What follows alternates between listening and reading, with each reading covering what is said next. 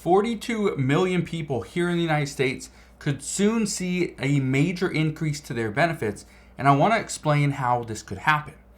Right now, there's a lot of talks happening within Congress to provide the American people with additional relief, and we've seen this over the past few years. And this is actually good news for those that are currently struggling and are living in a lower income household. Now, I will get to what's going on in just a moment, and all I ask is if you enjoy these daily uploads and you want to stay up to date on everything that's going on within the US economy and within Congress, do me a favor, go ahead and hit that like button. Now, let's begin with the possible good news for 42 million people.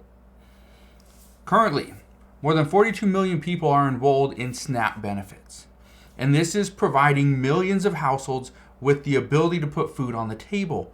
But these talks might actually change where this could actually impact more than 42 million people. But here's where discussions have been lately. There have been discussions of possibly cutting these benefits in order to save the US government money. But, and I know what you're thinking, why would they want to cut benefits when these benefits are actually providing food? This is something that we need to live and survive. Well, I don't want to get into why they're trying to do this. Again, it's really just to save the US government money. But the reasons that these discussions are happening, okay, it's actually pretty simple. The US government pays for the entire cost of SNAP benefits. And they only split the cost between the US government and the state on the administration of the program within those states. That's it. The government spends, they are the ones that are funding the entire cost that you receive. The SNAP benefits, yeah, the US government sends those. The state is responsible for half of the administration cost. That's it. But we are now getting reports that some lawmakers would like to push the responsibility of SNAP benefits over to those individual states, and in turn, the US government would provide those states with the funding instead. So instead of the US government providing the SNAP benefit themselves, right, we would give that money to the states, and the states would be responsible for providing the funding to those individuals. And I know you're probably thinking, what's the difference? It's the exact same thing. How's this going to be any better? Well, here's why these discussions are happening. Most states over the past few years have proven that they can better determine where funds should go, in order to help out their citizens, right? Their residents. And because of this, lawmakers are actually considering providing states with some special funding that would be earmarked for SNAP benefits and other programs that would help out lower income earners. Now, the reason I bring this all up is because of a couple of things. First, some states are seeing a higher participation rate in SNAP benefits. For example, some of the states right now with the highest participation rates, this is as of November 2022, New Mexico, they're number one at 24.3%. Yes, 24% of their population is collecting benefits. Louisiana, 19.5%. West Virginia, 18.2%. And in Oklahoma, 17.2%. Those are just the top four, okay? But I want to show you this chart right here. Look at this chart. This chart right here, this shows the average monthly cost of groceries per person based on the state. And you can actually see the little graph up here too, this little chart. Okay? We got California 19, Texas 44, Florida 20. Got Washington State number 9, Alaska number 3, Hawaii, number 1. Okay? You can see in the darker red, that's the highest spending, and the dark blue is the lowest spending. All right? So if we come down here, and this is the reason why I bring this up, is because this chart is illustrating why U.S. government funding for SNAP is helping certain states, but also hurting others. If you look here, Per person in Hawaii, $556 per month. Vermont, $497 per month. Alaska, $483. New York, $482. West Virginia, $427. But if we come all the way down here to the less expensive states, we have New Hampshire, where per person spending $183 a month. In Kansas, $261. Idaho, $281. Utah, $282. Arkansas, $282. You get the idea. I don't think I need to keep reading this to you. But why are lawmakers looking at this chart? Okay? Why does this matter?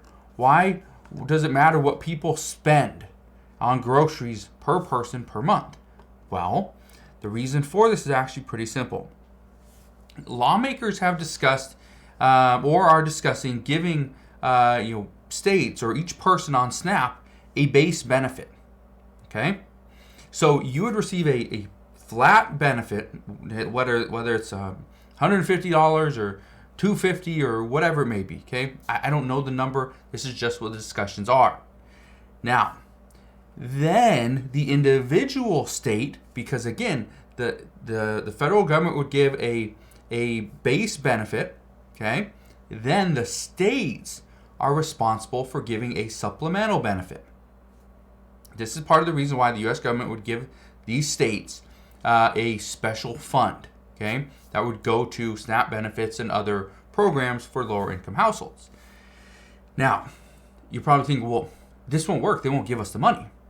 This is going to work very similar to the supplemental allotment, that $95 per month boost that SNAP beneficiaries were receiving back in January and February. Yeah, that happened a lot last year. Yeah, it would be the exact same thing. That's what they're discussing. Now, here's why this is being considered a good thing. Because you're probably thinking, well, isn't this the exact same thing? Well, here's the reason. If Congress can agree on a yearly amount that would go to each state, okay? And so if certain states don't need $15 billion to go to SNAP benefits for that year, okay, great. You don't need billions of dollars to go to SNAP. But if you don't need it for SNAP, maybe you can use it for affordable housing, for homelessness. Maybe you can use it for other programs, right? Tax credits. That's what they're discussing. But if Congress could agree on this yearly amount that would go to states, then it would be able to allow the individual legislatures to determine how much of the supplemental allotment should be for that year, as opposed to Congress trying to get this passed, especially at this time where we have a divided Congress.